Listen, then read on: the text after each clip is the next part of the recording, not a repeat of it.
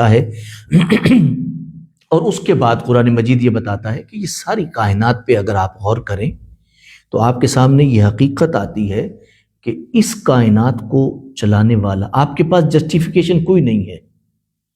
اگر آپ کہیں کہ یہ کائنات خود بخود ہو گئی ہے، یہ کوئی جسٹیفیکیشن نہیں ہے۔ قرآن مجید 27ویں پارے میں فرماتا ہے کہ کیا قطرہ آب جو ہے، پانی کا ایک یعنی نطفہ جو ہے، قطرہ جو ہے، وہ یعنی ایک انسان کے رحم میں جاتا ہے اور اس سے ایک انسان تخلیق ہوتا ہے، تو قرآن کہتا ہے کہ وہ تم نے ٹپکایا تھا قطرہ آب یا میں نے وہ ذمہ داری پوری کی ہے، یعنی تمہیں انسان بنانے کی؟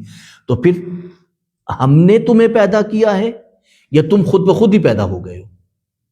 انتم تخلقونہ، تم خود بخود ہی پیدا ہو گئے ہو یا پھر ہم نے پیدا کیا؟ ام نحن الخالقون، ہم نے پیدا کیا ہے یا خود بخود ہی؟